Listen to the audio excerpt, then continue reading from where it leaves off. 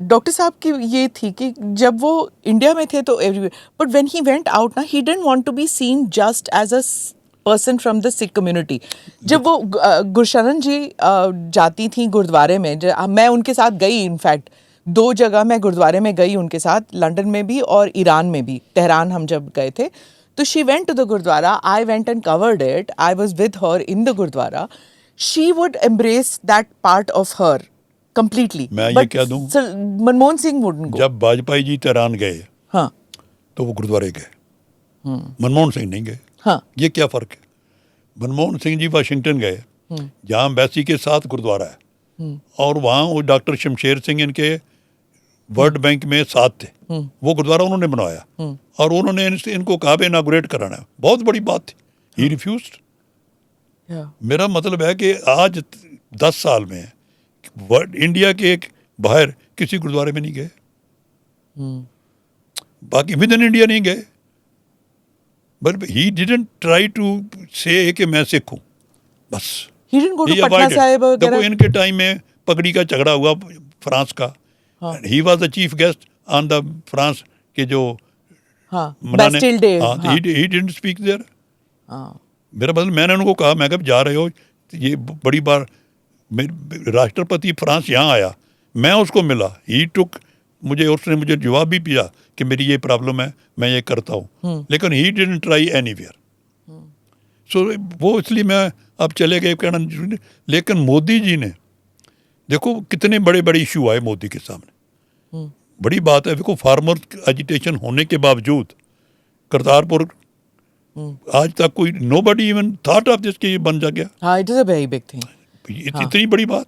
पर ये बताइए आप कि do you think that he couldn't do anything about it because Imran Khan की तरफ से आया कि हम कर रहे हैं? देखो Was ji, it because of that the Pakistanis did something? Because lots of people say that Modi ji had no option in spite of that. वो क्या वो इमरान खान खुद पाकिस्तानी ये कहते हैं. इमरान खान खुद बना लेता अपने आप ही. हाँ ये कैसी बात होती. हाँ. अब ये जो आप एग्रीमेंट करने जा रहे हो किसी कंट्री से, तो जॉइंट एग्रीमेंट होता है ना, वन साइड एग्रीमेंट थोड़ा होते हैं.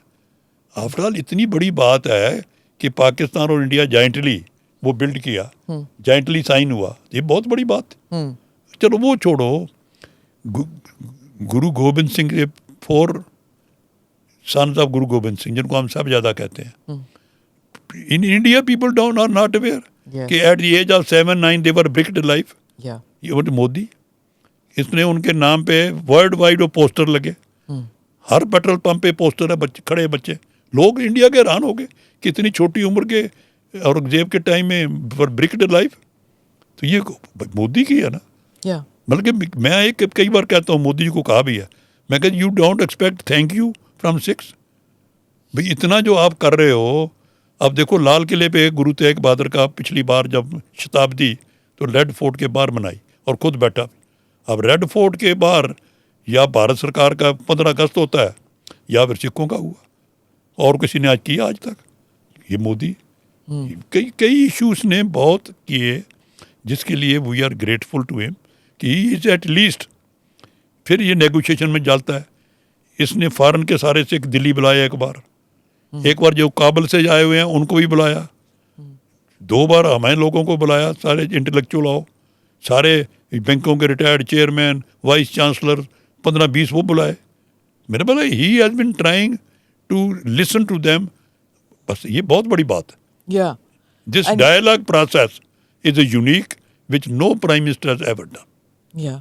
I want to ask you about that period in our recent political history in which जो ये जो छोटे छोटे टर्म के लिए जो प्राइम मिनिस्टर बने ना, चंद्रशेखर, वीपी सिंह, गुजराल साहब, देवे गौड़ा, ये जो 1.5 साल 2 साल, you've seen them all, you were very active at that time. वो लोग आपको बुलाते थे आपके व्यूज़ जानने के लिए. प्रकाश सिंह बादल भी आते थे, उनके साथ मिलते थे. Do you think that that was good period in our democracy, or Out of them only Chandrashekhar.